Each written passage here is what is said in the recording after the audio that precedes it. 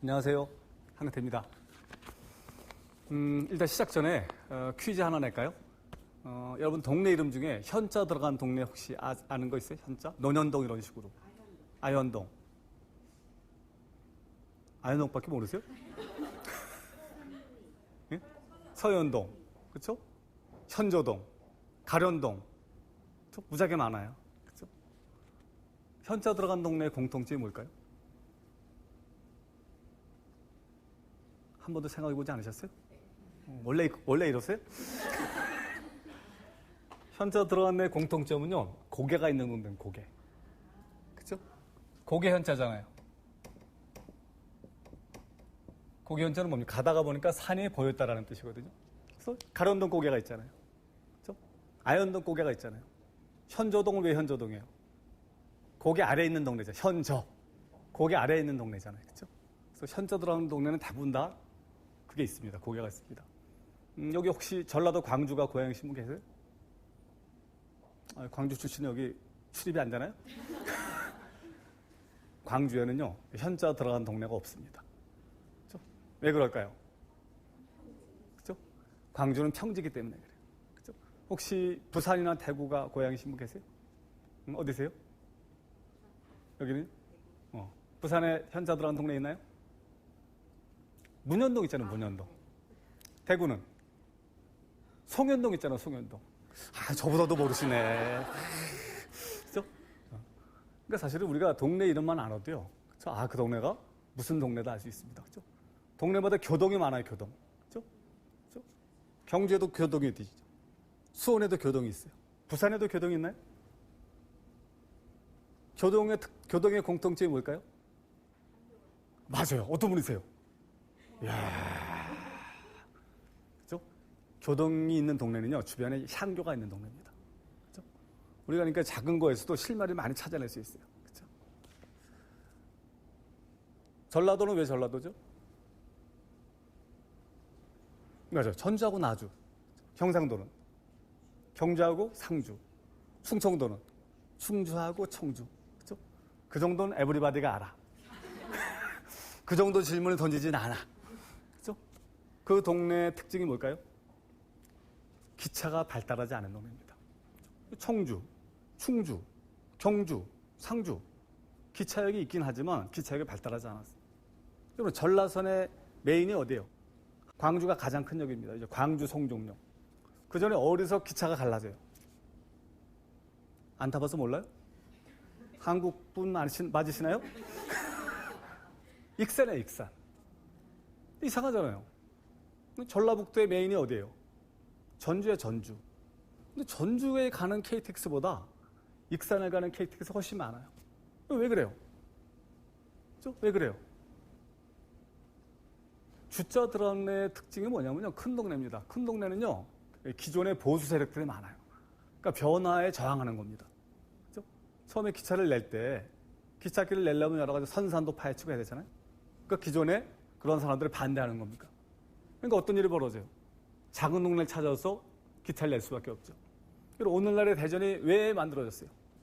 그렇죠?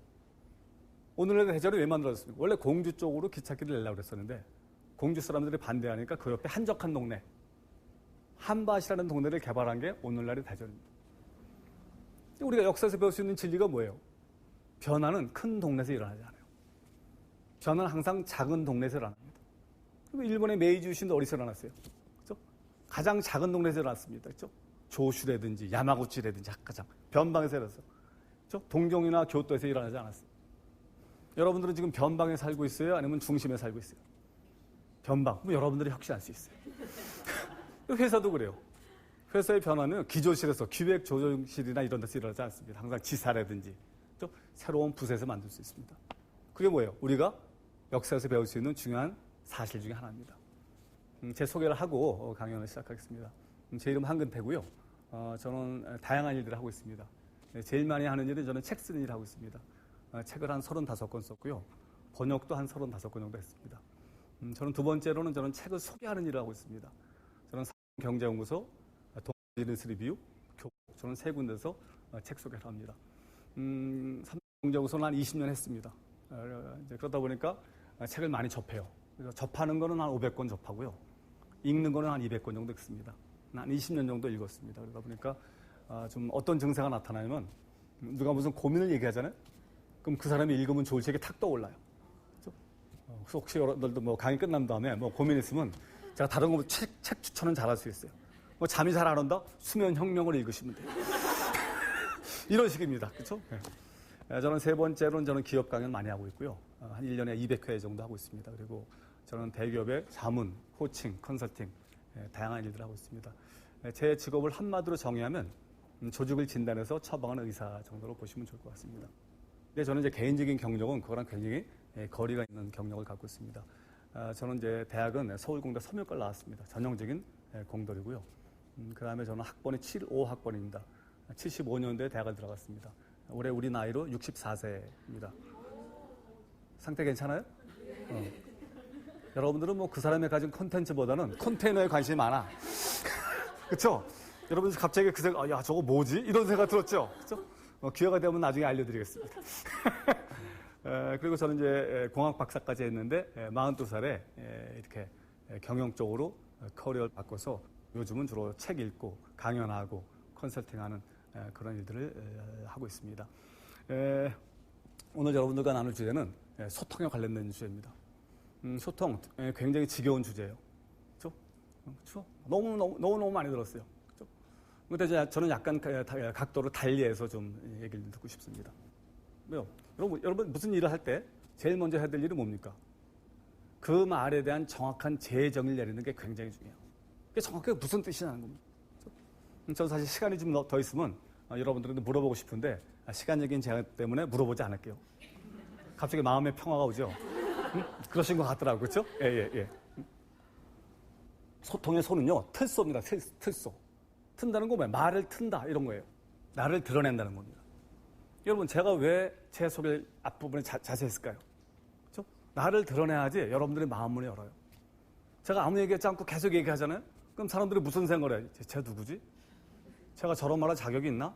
쟤 몇 살쯤 됐을까? 그죠? 그거 생각하느냐고 이 컨텐츠에 집중을 못해요. 소통을 할 때는 나를 드러낼 수 있어야 돼요. 여기는 대부분 여성분들이라 여성분들은 되게 잘해요. 그런 거 강요할 필요가 없어. 우리 같은 아저씨들은 드러내지 않아. 그죠? 폭탄주 몇 잔 마셔야지 그때 갠신히 드러냅니다. 그죠? 굉장히 중요한 것들이죠. 그죠? 이거는 소통이 잘 되면 어떤 일이 일어나고 소통이 안 되면 어떤 일이 일어나요? 질문을 바꿔볼까요? 소통을 강조하는 사람들이 있어요. 어떤 사람들이 강조할까요? 소통이 안 되는 사람들이 강조해요. 그래서 소통을 막 강조하잖아요. 그럼 저 조직은 소통이 안 되는구나 라고 생각하면 돼요. 그게 뭡니까? 그게 역설이에요. 가화 만사성을 부르짖는 아저씨들의 공통점이 뭔지 아세요? 가정에 문제가 많은 집안이야. 가정이 평화로운 사람은 인지하지 못해. 아니면 잘 사는데 뭐. 근데 어찌됐건 마누라한테 대접 못 받고 애들한테 막 그런 사람들은 자꾸만 가정의 평화를 부르짖습니다. 소통은 정말 되게 중요한 아젠다예요. 그래서 소통 관련된 가장 유명한 격언이 뭡니까? 통즉 불통, 불통즉통이죠. 통즉, 통하면, 즉, 불통, 아프지 않다는 거예요. 여기서의 통은 뭡니까? 아플 통입니다. 불통, 통하지 않으면, 즉, 통, 아프다는 겁니다. 여러분들 생활의 중심은 뭐예요?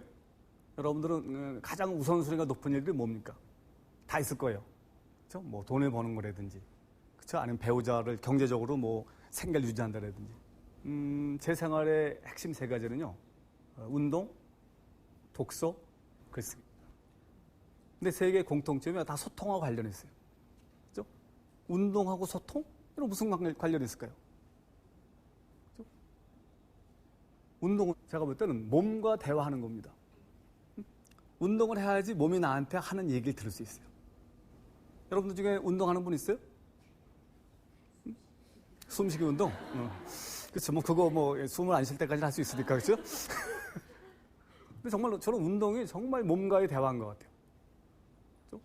운동을 하다 보면 어떤 느낌이 와요? 몸이 나한테 하는 소리가 들립니다. 저는 담배를 피는 사람한테 담배를 끊으라는 얘기를 하지 않아요. 담배 끊지 마라. 맛있으면 계속 펴라라고 얘기해요. 근데 지금 가끔 뛰어봐라 이거. 그렇죠? 막 뛰다 보면 허파가 나한테 하는 소리가 들려요. 가래가 막 끓으면서 주인님 이제 그만하시죠. 그동안 많이 피지 않았습니까? 그래서 사실 운동할 때요. 저는 근육 운동을 일주일에 한 3일 정도 하는데 운동을 할 때 제일 제가 싫어하는 게 떠드는 겁니다. 근데 제가 다니는 헬스장에는 여자들이 많아요. 근데 이 수다 떠는 사람이 많아. 그래서 저는 힘들어서 수다를 떨고 싶어도 못 떨겠어. 힘든 걸 하니까. 우리가 수다를 떨 수 있다는 건 뭐예요? 몸이 하는 소리를 듣는 대신에 다른 행위를 하는 거거든요. 그래서 제가 오늘 운동을 강조하는 것보다 우리가 제일 사실은 신경 써야 될 게 뭐냐면 몸이 나한테 하는 소리를 들어야 돼요. 몸이 나한테 하는 소리를 안 들으면 어떤 일이 벌어져요? 나중에 그게 병으로 진화 발전합니다. 혹시 여러분 오십견이라는 병 걸려보신 분 계세요? 오십견? 걸려보셨어요? 지금 진행 중이에요. 근데 오십견이 갑자기 오든가요? 계속 시그널을 보내면서 오든가요? 몰랐었죠? 저도 오십견이 왔었어요. 기회가 되면 오십견 한번 걸려보세요. 그거 정말 판타스틱한 병입니다. 팔이 안 올라가요. 팔이 안 올라가요. 상상이 돼요? 택시를 못 잡아요. 팔이 안 올라가니까. 옷을 갈아입을 때도 어렵고요. 걷는 것도 어렵고 굉장히 불편합니다. 근데 여러분 오십견이라는 병의 핵심이 뭐예요? 여기가 계속 굳어지고 있는데 문제는 뭡니까? 우리가 그걸 인지하지 못하는 거예요. 그렇죠? 어떻게 하면 인지할 수 있어요? 우리가 주기적으로 스트레칭 같은 걸 하잖아요? 그럼 무슨 느낌이 옵니다. 굳어가고 있다는 거. 근데 우리가 운동하지 않으니까 몸이 하는 소리를 듣지 못하는 거예요. 그리고 대부분의 병은요, 갑자기 오지 않아요. 대부분 다 사인을 보내면서 옵니다. 그래서 우리가 살면서 가장 중요한 건 뭡니까? 내 몸과의 대화입니다. 내 몸이 하는 소리를 주의 깊게 듣고 거기에 대응해야 돼요. 근데 몸이 하는 소리를 듣지 않잖아요? 그럼 어느 날 그게 병으로 진화해야 됩니다. 그래서 저는 소통 중에서 가장 중요한 소통은 저는 몸과의 대화라는 생각이 들어요. 두 번째는요, 독서입니다. 독서하고 소통? 연관이 되세요? 책을 좀 읽으시나요? 제가 볼 때 별로 안 읽는 것 같아. 여기 제 책 읽고 오신 분 계세요? 한 분. 그쵸? 독서가 왜 소통일까요? 독서는 사실은 저자와의 대화예요. 저자와의 대화입니다. 그렇죠? 독서를 하면서 어떤 얘기를 들을 수 있어요? 이렇게 생각하는 방법이 있구나. 이 사람은 이런 식으로 살았구나. 대화입니다. 굉장히 중요하죠, 사실은요. 제가 독서를 중시하는 이유는 사실은 독서가 사실은 가장 중요한 생각의 자원입니다. 여러분들이 생각하는 생각의 정의는 뭐예요? 질문을 바꿔볼까요? 생각은 어떻게 떠올라요? 쉬운 문제부터 할까요? 애는 어떻게 생겨요? 덜커덕 생깁니다. 그리고 생각은 어떻게 떠올라요? 문득 떠오릅니다. 문득이 한자라는 거 아시나요? 문득은 한자입니다. 그렇죠? 들을 문자에 얻을 득자입니다.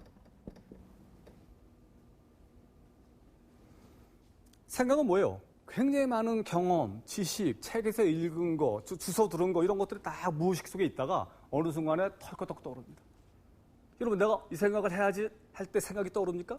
그렇지 않아요? 갑자기 샤워를 하는데 이거 하면 좋겠다 라는 생각이 떠오릅니다. 그렇죠? 독서가 중요한 이유는 뭐예요? 독서를 해야지 사실은 영양가 있는 생각을 할 수 있습니다. 우리가 생각하는 많은 생각은요, 부질없는 생각이 많아요. 여러분 중에 생각이 많은 분 있어요? 손 한번 들어보세요. 난 생각이 너무 많다. 그렇죠? 있지만 뒷일이 걱정돼서 얘기 안 하시는 거죠? 그렇죠? 여러분 생각이 많다는 거의 정의가 뭐예요? 제가 생각하는 생각이 많다는 거의 정의는요, 몸이 게으르거나 편하다는 거. 몸이 게으르면 생각이 많아. 그렇죠? 어떻게 하면 돼요? 많이 움직이면 돼요. 인수봉에 가서 매달리면 돼. 그러면 생각이 정리가 돼요. 살아야 된다 이것밖에 없어요. 여러분들의 생각이 많다는 건 내가 게으르구나. 뭔가 활동을 해야 되겠구나. 이런 생각을 하면 됩니다. 제가 드리고자 하는 얘기는 뭐냐면요. 좋은 생각, 좋은 아이디어는 절대 공짜가 아니라는 거. 굉장히 많은 지식의 결과물이 사실은 문득을 통해서 생각으로 전환된다는 겁니다. 두 번째 소통은 뭡니까? 지식과의 선인들, 지혜를 가진 사람들과의 소통입니다. 그래서 제가 생각하는 두 번째 소통은요, 책과의 소통입니다. 세 번째는 글쓰기입니다. 글쓰기입니다. 혹시 이 중에서 주기적으로 글을 쓰시는 분 계세요? 여긴 다, 예? 일기. 그래도 일기 쓰는, 그러니까. 얼마나 되셨어요? 그러니까 말이야. 좋은 겁니다. 블로그를 운영하시는 분. 좋습니다. 주기적으로 글을 써서 컴퓨터에 저장하시는 분. 나머지는 다 무공의 지역. 태어난 이후에 한 번도 글을 안 써. 여러분 꼭 글을 쓰시길 권해요. 제가 생각하는 글쓰기의 정의는요, 생각하기야. 우리가 보통 생각하는 건 생각이 아니에요. 하루에도 뭐 성을 탑을 갖다가 뭐 쌓다 허물었다. 그렇죠? 밤새 그랬어. 결과물이 뭐예요? 머리 아픈 거 외에는 아무것도 없어. 여러분들이 생각하는 걸 정리하려면 글을 써보면 돼요. 여러분들이 생각하고 있는 글로 한번 옮겨보는 겁니다. 그럼 어때요? 생각이 훨씬 명료해집니다. 그래서 오늘 제 강의의 주제는 뭐냐면요, 소통이지만 소통의 핵심 중에 하나가 뭐냐면요, 어떻게 명료하게 생각을 정리할 것이냐는 겁니다. 그렇죠? 그래서 세 개의 결과물이 뭐예요? 세 개의 결과물이 바로 질문입니다. 근데 여러분들이 여기 온 이유는 뭐예요? 텔레비전 보는 것보다는 여기 오는 게 나을 거라고 생각하지만, 근데 효과성을 높이려면 베스트 웨이가 뭘까요? 여러분들이 사전에 공부를 하는 겁니다.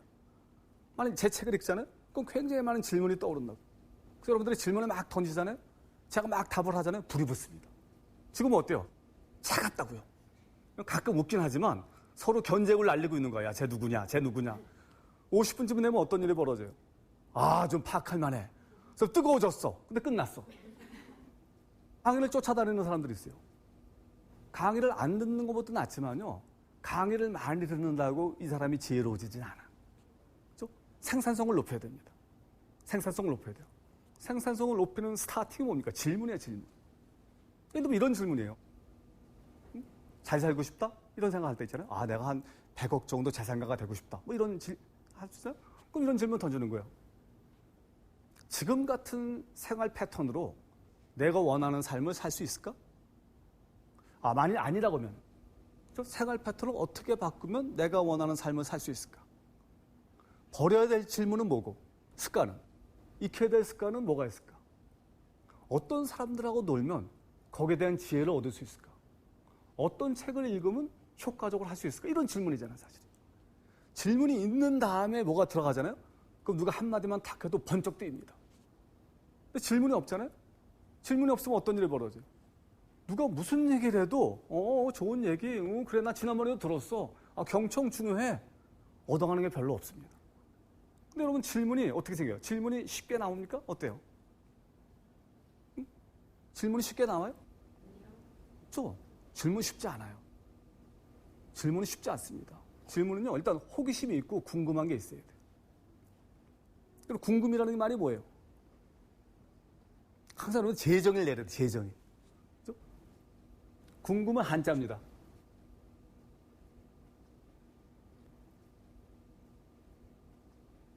궁 안에 있는 일은 알려고 하지 말라는 말이에요. 청와대 일에 대해서 알려고 하지 말라는 거예요. 그렇죠? 호기심도 있어야 돼요. 호기심의 정의는 뭐예요?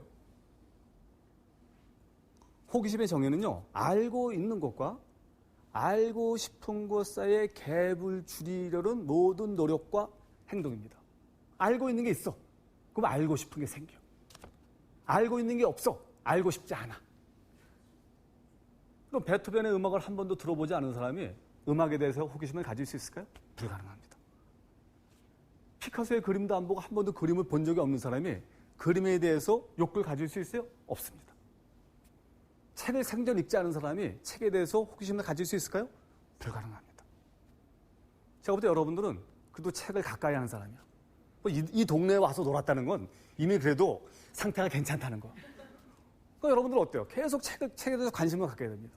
그렇죠? 끝난 다음에도 책도 사고 사인도 받고 이럴 겁니다. 그렇죠? 근데 이렇게 보면 여러분들은 더 이상 안 봐도 돼. 근데 여러분들은 계속 사서 봐. 근데 정말 밖에 보면 정말 쟤는 읽어야 돼, 책 좀. 근데 그런 애들은 절대 안 읽어. 그럼 어떤 일이 벌어져요? 빈익빈 부익부죠.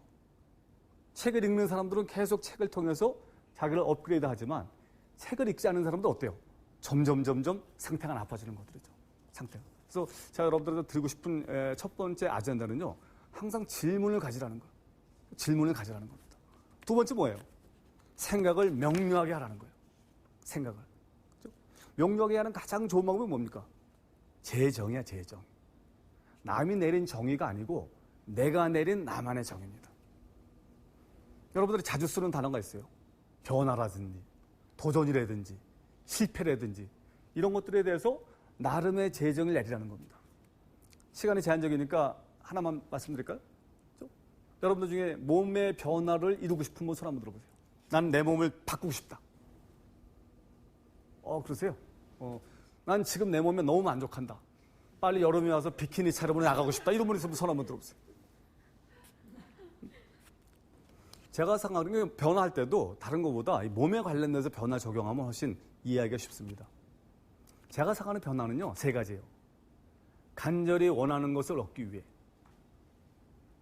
엄청난 고통을 감내하고, 세 번째, 새로운 습관을 만들어내는 겁니다. 첫 번째, 간절해야 돼요. 그렇죠? 제 친구들은 대부분 다 만삭이야, 만삭. 제 친구는 대부분 다 산악이냐. 산에서 살아. 청계산, 관악산 가면 내 친구들 많아요. 그죠? 만삭이야, 만삭. 그러면서 나한테 맨날, 자기도 좀 똥배 좀 없애고 싶대. 그래서 내가 물어봐요. 간절하냐? 간절하지 않아. 70%는 서류 전형 탈락이야. 그죠? 30% 간절해. 그럼 두 번째가 뭡니까? 엄청난 고통을 감내해야 돼. 그리고 몸을 만든다는 건 뭐예요? 그죠? No pain, no gain이에요. 아픔이 있어야지 근육을 만들어줍니다. 그죠? 그다음에 직업을 바꾸는 것도 그래요. 대부분의 직장인들이 보면 굉장히 힘들어합니다. 하지만 변화하지 않아요. 이유가 뭔지 아세요? 그 월급을 유지하고 싶은 거야. 그죠? 월급을 한 5천만 원 받으면서 변화를 불가능하죠. 그죠? 변화에는 항상 비용이 지불되거든요. 근데 대부분의 사람들이요, 변화는 하고 싶어 하지만, 그죠? 그 비용은 지불하고 싶어 하지 않아. 그럼 또 서류 전형 탈락이야. 그죠? 세 번째가 제일 중요합니다. 새로운 습관을 만들어내야 돼요. 제일 나쁜 게 뭔지 아세요? 의지에 의지하는 겁니다. 그러면 제가 볼 때 의지는요, 이 저장고가 한정되어 있는 커패시티가 한정되어 있습니다. 자꾸만 의지에 의지하잖아요? 어느 날 무너집니다. 그러니까 사람들이 뭡니까? 다이어트 한다고 그러면서 맨날 먹고 싶은 음식은 참잖아요. 근데 한순간에 무너지면서 완전히 그냥 원위치가 되지 않습니까? 제일 중요한 게 새로운 습관을 만들어내는 겁니다. 제가 다니는 헬스장에는 여성들이 많아요. 근데 여성들은 뭐니까 보는 데 많은 시간을 쓰더라고요. 그러니까 운동하는 것보다 운동하면서 아니 그거 했는데 바뀔까 이런 생각. 아니 그거 한 것도 별로 없는데 계속 이러더라고. 어쨌든 열심히 해요. 내가 봐도 좋아졌어요. 어느 날 안 나타나. 어느 날부터 안 보여. 1년 후에 나타납니다. 훨씬 부른 몸을 가지고. 그죠? 그래서 또 열심히 해. 또 안 나타나. 그 다음에 또 그녀는 뭐예요? 변화에 실패한 겁니다. 왜? 새로운 습관을 만드는 데 실패했기 때문입니다. 그죠? 그게 뭡니까? 그게 재정이에요. 그죠? 여러분들은 목표를 갖고 있나요? 삶의 목표를? 그죠? 목표의 중요성을 많이 얘기합니다. 근데 저는 사실 그런 건 호소력이 없어요. 목표가 뭐? 목표가 있으면 어떻고 없으면 어떤데? 이런 식의 도전적인 질문 던질 수 있어요. 근데 저는 질문을 바꿔서 목표를 갖지 않았을 때 어떤 일이 벌어지느냐라는 겁니다. 그죠? 영어로 디제스터입니다. 영어가 익숙하시죠? 네. 디제스터는 재앙이야, 재앙. 그렇죠? 요즘 제가 볼 때 우리나라가 국가적으로 재앙입니다. 상태가 무지하게 안 좋아. 그렇죠? 근데 디제스터 이런 거 할 때는요, 이 영어를 인수분해하면 도움이 됩니다. this하고 에스터로 인수분해해 보세요. 에스터가 뭐예요? 별이야, 별. 별입니다. this는 뭐예요? disappear, 사라진다는 말이에요. 별이 사라지는 게 재앙입니다. 여러분, 나침판이 나오기 전에 뭘 보고 방향을 잡아요? 북극성을 보고 방향을 잡습니다. 근데 갑자기 구름이 끼거나, 그쵸? 모래바람이 불면 어때요? 별이 보이지 않아요. 그게 재앙이에요. 그게 서양 사람들이 생각하는 재앙입니다. 우리말로 하면 뭐예요? 목표 상실이에요. 개인이나 조직이나 국가나요, 목표를 상실하잖아요? 그럼 재앙입니다. 그쵸? 그럼 지금 국가적인 목표가 뭘까? 난 잘 모르겠어. 개인적으로는 어때요? 목표가 있나요? 그게 뭡니까? 그게 재정입니다. 그래서 제가 여러분들한테 첫 번째, 명료와 관련된 첫 번째 드리고 싶은 얘기는 모든 거를 재정해보라는 거예요. 남이 내린 정의가 아니고 내가 내린 정의라는 거죠. 몇 가지 더 해볼까요? 피곤하세요? 피곤하다는 게 뭐예요? 피곤하다는 게 정의가 뭘까요? 피곤해 이러잖아요. 그래서 야, 넌 피곤하다는 게 뭐라고 생각하냐라고 물어보면 뭐라고 답하시겠어요? 아, 이 자식 짜증나게 구네. 피곤하면 피곤하고 무슨 예? 몸이 힘든 거. 최근에 나온 책 중에 스탠포드의 최고의 회복법이라는 책이 있어요. 대단히 잘 쓴 책입니다. 제가 쓴 책은 아닌데 참 도움이 돼요. 근데 그 책의 핵심은요, 피곤을 이렇게 정했어요. 머리가 얘기하는 걸 몸이 이행하지 못하는 거예요. 우리말로 하면 뭐예요? 몸이 말을 안 듣는 거예요. 우리 그런 얘기 많이 해요. 몸이 말을 안 들어 이러잖아요. 그게 피곤한 겁니다. 피곤한 것도 나름 이렇게 재정의하면 훨씬 좋습니다. 안다는 거의 정의가 뭘까요? 안다는 거. 제가 생각하는 안다는 거의 정의는요, 실행이야, 실행. 경청의 중요성을 아는 거 아무 소용이 없어요. 실제 경청을 해야 돼. 착하다는 거의 정의가 뭘까요? 착하다. 저 사람 착해, 만나봐 이러잖아요. 절대 만나면 안 돼. 착하다는 거의 정의는 제가 생각할 때는 뾰족히 내세울 게 없는 사람한테 붙이는 말이야. 그거 외에는 뾰족히 내세울 게 없는 사람을 높여 부르는 말이야. 실행력의 정의 뭐예요? 실행력. 저 사람은 추진력이 있다, 실행력이 있다 얘기하잖아요. 실행력의 정의는 뭐예요? 네? 시작이야, 시작. 저는 맨날 글 쓰라는 얘기를 많이 해요, 사람들한테. 근데 실제 글을 쓰는 사람은 1%도 되지 않아요. 근데 그러면 시작입니다. 그럼 게으른 거의 정의는 뭐예요? 미루는 거야, 미루는 거. 게으른 사람은 미루는 사람이야. 다음에 할게. 며칠 있다 할게. 그죠? 그러니까 어찌됐건 첫 번째 여러분들한테 드리고 싶은 과제는 뭡니까? 여러분들이 관심 있는 단어를 명확하게 여러분들의 언어로 재정하는 겁니다. 두 번째는 비유예요, 비유. 그죠? 여러분들 저녁 때 보니까 디지털 관련된 강의가 있더라고요. 그죠? 제가 그 책에서 읽었나 어디서 읽었나 모르는데 그분이 참 비유를 잘했더라고요. 보통 요즘 기업들이 어려운 이유가 디지털에 실패하는 겁니다. 그죠? 오프라인에서 디지털화를 해야 되는데 거기에 실패하는 거야. 근데 그 사람은 뭐로 비유했냐면 토끼와 거북이로 비유했더라고요. 그리고 육지에서는 누가 이겨요? 토끼하고 거북이하고 붙으면 토끼가 이기죠. 뭐 거북이 사고, 그러니까 토끼 사고 이런 거 빼고 그냥 냉정하게 뛰면 토끼랑 거북이랑 게임이 안 되잖아요. 근데 바다에서 뛰면 누가 이겨요? 그죠? 그 사람은 그렇게 생각하는 거예요. 아날로그에서 디지털로 넘어간다는 거는 놀이터가 육지에서 바다로 넘어가는 만큼이나 크다는 거예요. 느낌이 탁 오잖아요. 완전히 바꿔야 되는 거죠. 완전히 트랜스포메이션 하지 않으면 견딜 수 없는 거라는 것들이죠. 그죠? 그 다음에 이런 것도 있어요. 요즘 우리나라가 과도한 상속세 때문에 굉장히 기업들이 어렵습니다. 전 세계에서 아마 이렇게 상속세가 많은 게 우리하고 일본인가? 두 나라 외에는 없어요. 그러니까 상속세 때문에 대부분 중소기업들이 다 팝니다. 상속세 내려고. 그래서 어떤 사람이 이렇게 비유했어요. 상속세가 과도하다는 건 뭘까? 이 사람은 황금알을 낳는 거위라는 비유 아시잖아요? 황금알 낳는 거위를 황금알을 얻겠다고 황금 거위를 죽이는 거다. 그렇죠? 상속세를 걷겠다고 그 알토란 같은 기업을 죽이는 거다 이렇게 비유를 합니다. 느낌이 탁 오잖아요. 응? 부정적 태도. 부정적 태도는 바람 빠진 타이어의 비유예요. 그렇죠? 여러분 혹시 여러분들 자동차 몰 때 이게 바람 빠져본 경험 있으세요? 조금은 갈 수 있어요. 한 2, 3km는 갈 수 있어요. 하지만 어때요? 장거리는 뛸 수 없어요. 그렇죠? 그 부정적 태도라는 것 때문에 당장에 문제가 생기지는 않지만 그걸 고치지 못했을 때는 장기적으로 문제가 생긴다. 뭐 이렇게 표현할 수 있는 것들이죠.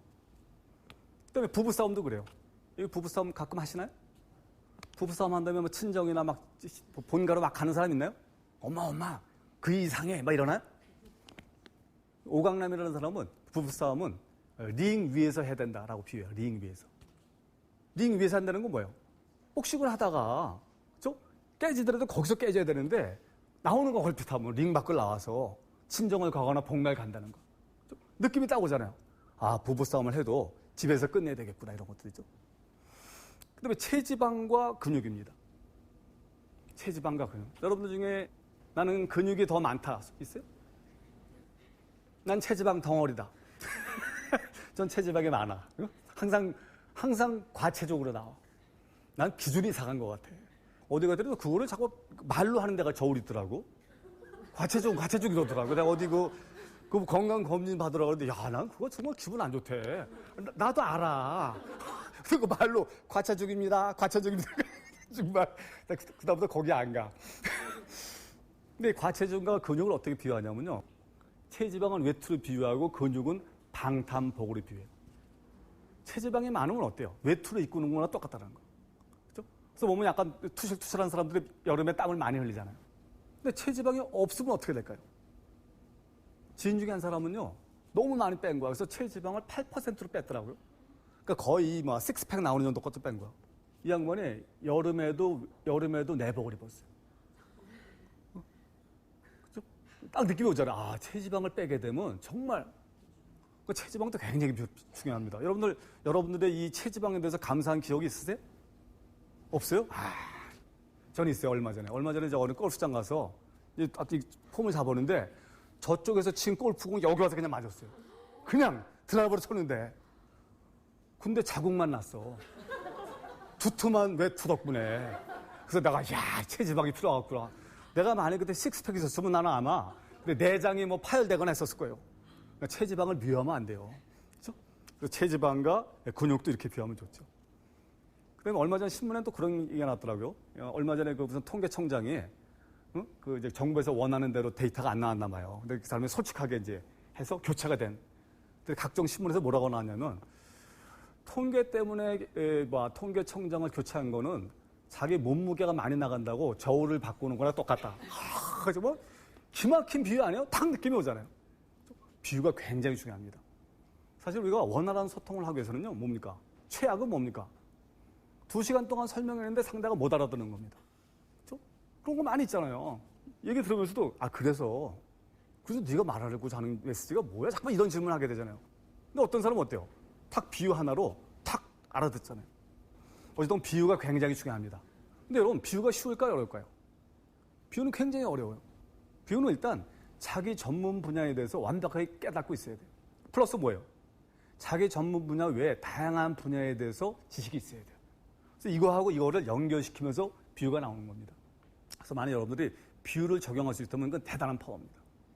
세 번째는 뭡니까? 역설입니다. 역설. 역설은 영어로 뭐예요? 파라독스입니다. 파라독스. 파라가 뭐예요?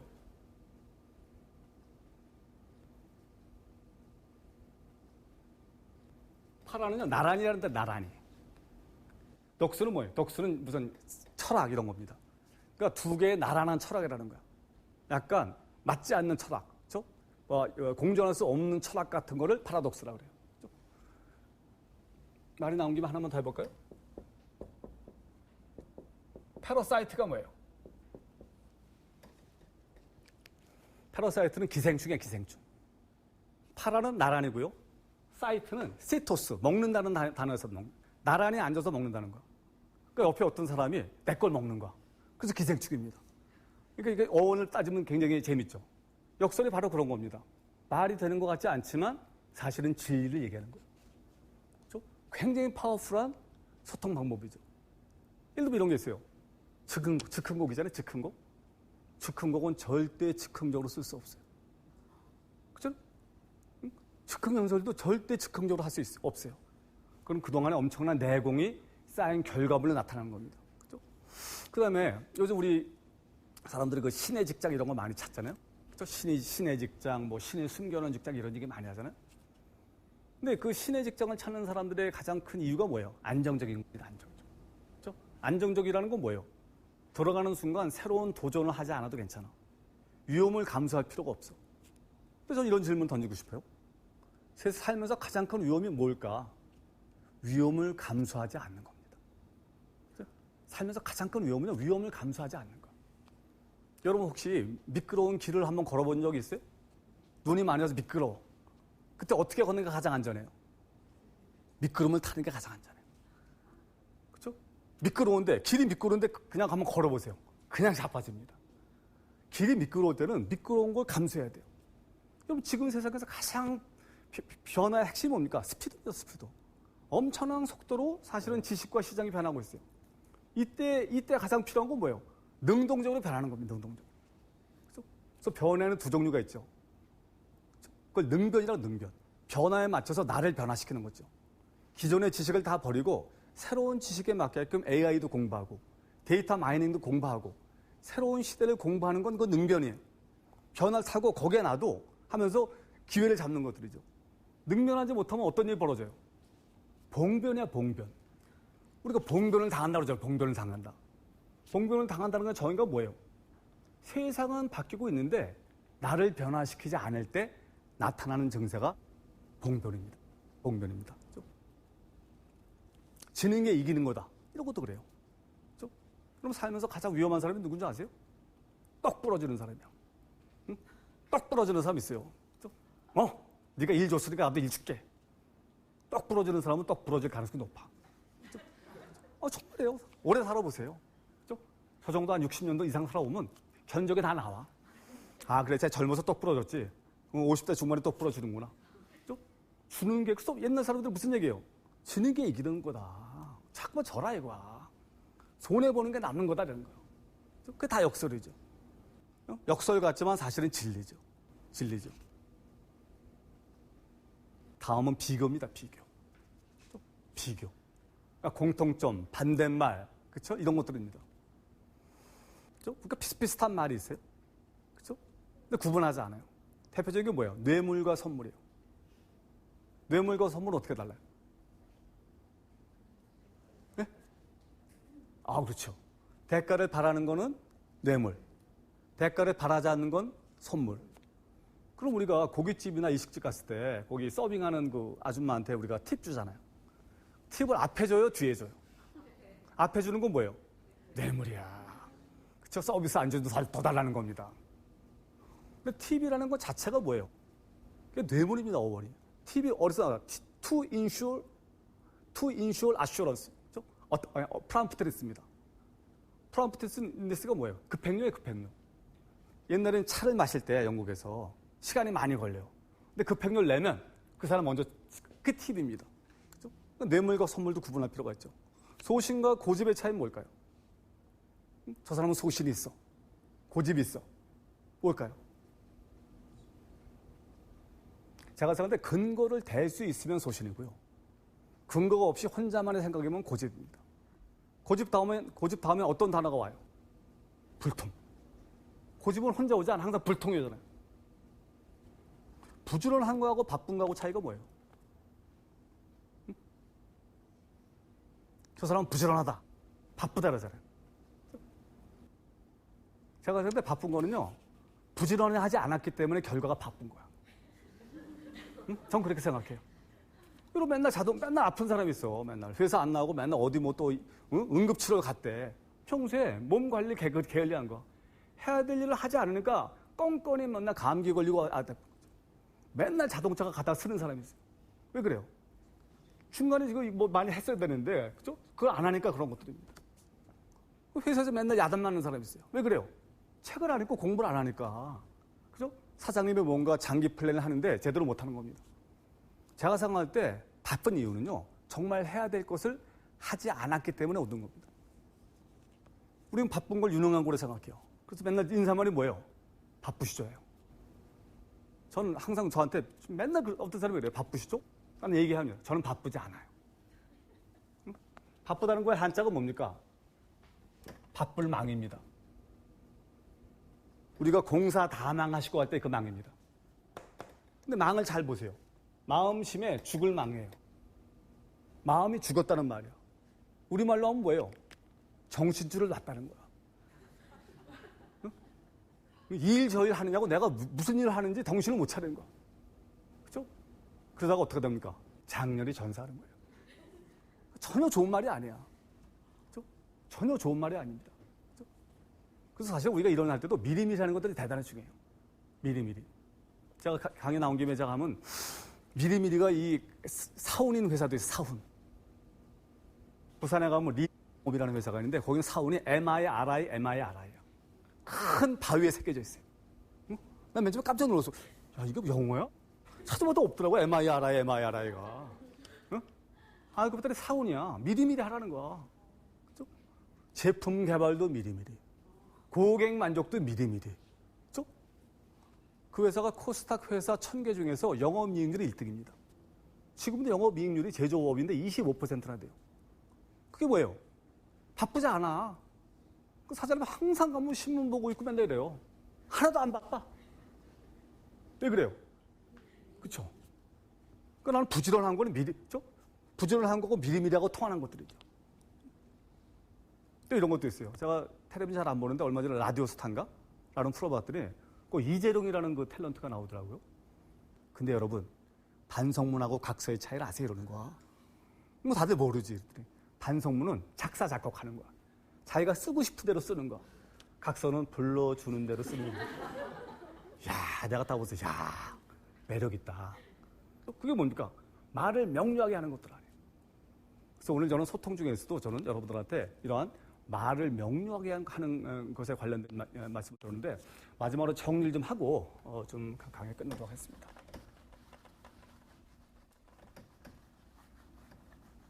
근데 저는 그 말을 명료하게 하고 싶다고 할 수 있겠냐는 게 나의 가설입니다. 그건 결심의 문제가 아닌 것 같아요. 그건 제가 볼 땐 지식의 문제입니다.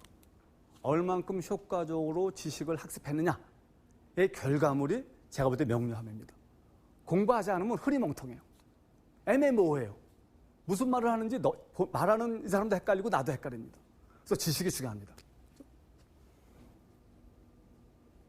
여러분, 지식이라는 게 뭐예요? 여러분들 뭔가 할 때는요, 한자하고 영어를 뜯어보면 굉장히 도움이 됩니다. 지는요, 한자를 뜯어보면 화살시의 입구예요. 이거 화살이고 이거 입구입니다. 제가 생각하는 지는요, 입을 통해서 화살처럼 말을 뱉어내는 거. 말하기야 말하기. 제가 생각하는 지는요, 말하기입니다. 우리가 뭘 잘 알잖아요? 그럼 막, 그죠? 딱 찌르면 줄줄줄 얘기가 나옵니다. 그죠?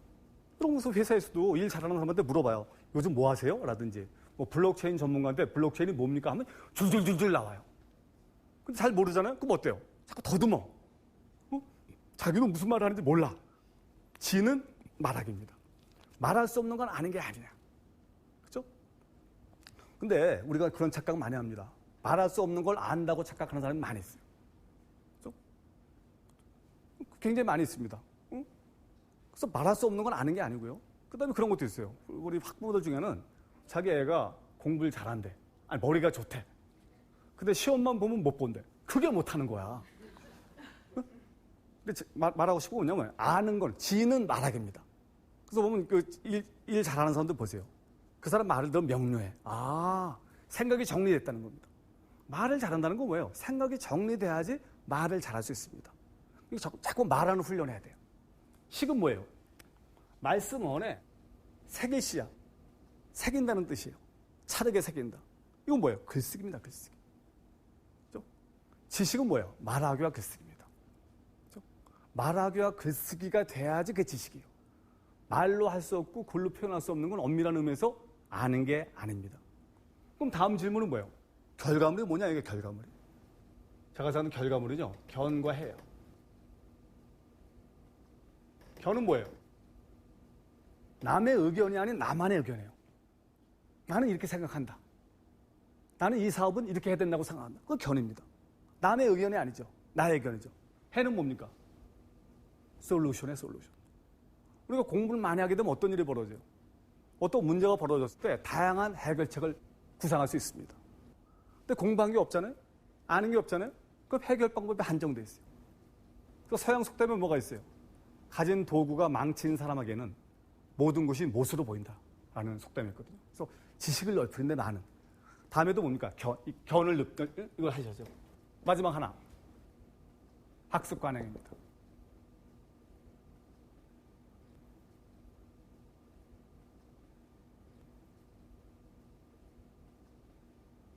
여러분들 지금 강의 듣는 거 뭡니까? 학이야. 공부하는 겁니다. 다음에 뭡니까? 습입니다. 습은 뭐예요? 익히는 거예요. 자전거 타는 방법을 비디오로 봤다고 자전거 탈 수 있지 않아요. 연습을 해야 돼요. 관은 뭐예요? 배일 거 아니야. 몸에 배야 돼. 그렇죠? 인지하지 않고도 할 수 있어야 돼요. 마지막에 행입니다. 둘씩 나누면 어때요? 학습, 습관, 관행입니다. 가장 중요한 게 뭐예요? 습관과 관행이에요. 그 사람이 어떤 습관을 갖고 있느냐, 어떤 관행을 갖고 있느냐 하는 것들이 결국 미래에 그 사람을 만든다는 것들이죠. 저는 저의 경쟁력이 뭘까라고 생각합니다. 저는 습관인 것 같아요. 저는 일찍 자고 일찍 일어납니다. 8시 반에 자서 3시 반에 일어나요. 1년 360일 똑같습니다. 그렇죠? 이유는 단 한 가지요. 글 쓸 시간을 확보하기 위해서. 그렇죠? 뭡니까? 그게 습관이잖아요. 그렇죠? 저는 마지막으로 여러분들한테 물어보고 싶어요. 스스로한테 질문을 한번 해보세요. 그렇죠? 나는 어떤 삶을 원하는가? 그렇죠? 지금의 습관과 관행으로 내가 원하는 삶을 살 수 있을까? 그렇죠? 어떤 습관을 버려야 되고 어떤 습관을 익혀야 될 것인가? 라는 그러한 질문들이죠. 그렇죠? 그러한 질문들이죠. 저는 어떤 변화를 줄 때 쉽게 변화할 수 있을까? 라는 생각을 많이 합니다. 저는 가장 좋은 게 환경인 것 같아요. 환경을 바꾸면 변할 수 있어요. 그렇죠? 담배 같은 게 대표적입니다. 주변에 다 담배를 피잖아요? 담배 끊기 불가능합니다. 그렇죠? 담배 안 피는 조직으로 가야 돼요. 저는 예전에 대기업 다닐 때는 담배를 많이 폈어요. 그건 안 피면 이상해. 그래서 새로 그렇죠? 젊은 여직원들이 많은 그 조직에 갔어요. 그리고 거기 담배 한 대만 피고 막 여직원들이 막 이래요. 그냥 온몸에 짜지고 필 수가 없어. 그렇잖아요. 뭐 들어갔다 나오기만 이러는데 어떻게 펴? 한 방에 끊을 수가 있어요.